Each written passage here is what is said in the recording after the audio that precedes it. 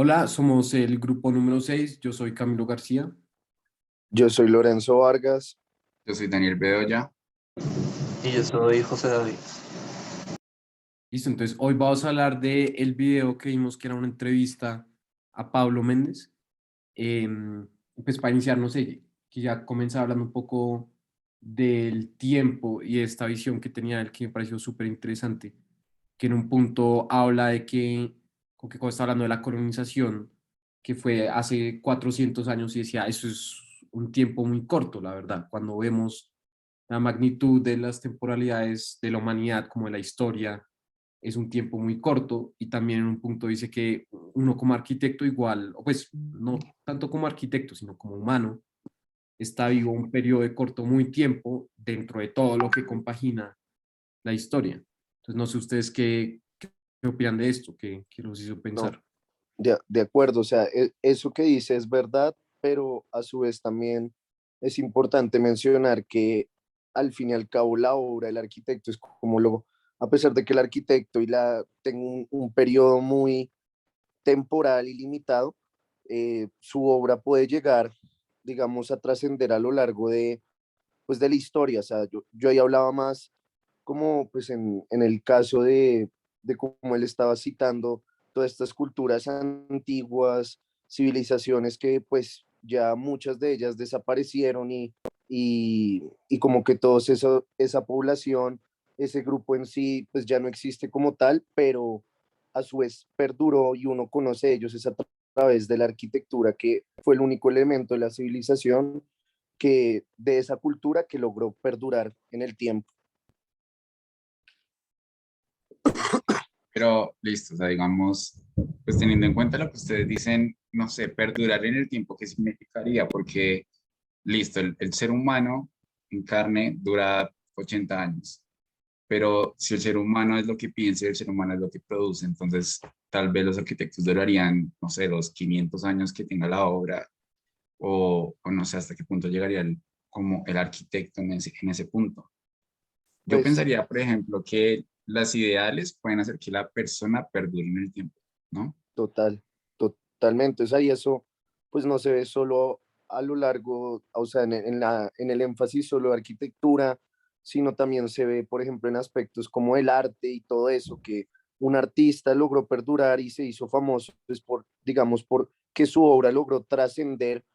como a su tiempo. Entonces yo creo que es ahí como cuando realmente un artista se logra consolidar como a nivel, digamos, histórico, es cuando su obra es admirada y es estudiada y es analizada 500, 1000 años después de la muerte del mismo. Igual yo creo que algo interesante es como por más de que los ideales, como que el objeto arquitectónico sea el mismo y los ideales sean el mismo, creo que es interesante cómo entre más distancia se tome temporal, pues se analiza de formas distintas, como yo creo que es posible que dentro de 50 años las obras de Pablo Méndez sean leídas de forma distinta a como nosotros la leemos hoy. Y creo que eso pasa un poco hoy con el modernismo, como que Corbusier en su época era leído de una manera muy distinta a como es hoy, que pues tenemos otras formas de pensar, otras pues hemos ido cambiando las idiosincrasias tal vez. Entonces Sí, creo que tal vez eso es lo más interesante cuando habla de esos lapsos de tiempo, como, porque la obra también al fin y al cabo es muy efímera, por más de que se le haga mucho mantenimiento a una obra, pues esa, desde que se construye ya se empieza como a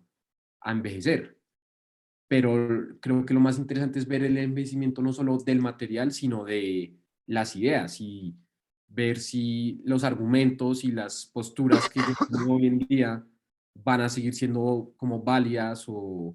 qué tal van a ser leídas dentro de 100 años. Creo que eso también es bien interesante pensarlo, como la validez de las ideas en el tiempo. Sí, y especialmente cuando esas ideas envejecen más que el edificio propio, pues lo que decías del modernismo, eso se inventó en una época que necesitaban producir una gran cantidad de viviendas de una manera como relativamente económica y pues tratando de distanciarse como de todo este método de antigua ciudad que pues era como más demorado, más envuelto, ornamentación, etcétera. Y pues a eso fue lo que respondieron. Y pues llegaron con estos edificios blancos, limpios y bastante ordenados. Y pues digamos que para la época de cierta manera no funcionó, pero lo que dices, algunos de esos edificios pueden como durar más de 50 años, pero se han visto bastantes casos que en muchas de esas urbanizaciones terminaron demoliéndolos a los 30, 40 años porque ya no tenía utilidad esos ideales bajo los cuales se construyeron esos edificios y pues la gente no los quería usar, no se querían habitar, no les respondía a sus necesidades que habían cambiado en esos 30, 40 años.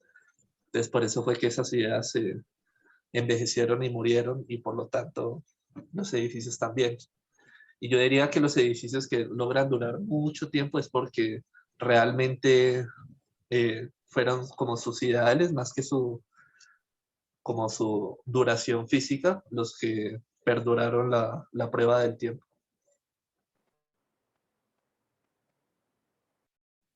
Sí, otra cosa de la que él habla también es como de la relación con la naturaleza, como que eso pues a mí me parece muy interesante personalmente. Vi que en un punto decía que la arquitectura tiene que como que separarse un poco y como que generar el espacio para que pueda como admirarse, como domesticarse un poco también. Eso pues la verdad no lo entendí muy bien, creo que o sea, sé que fue algo recurrente, pero también, por ejemplo, hablando de la temporalidad, me parece eso interesante ver cómo la relación con la naturaleza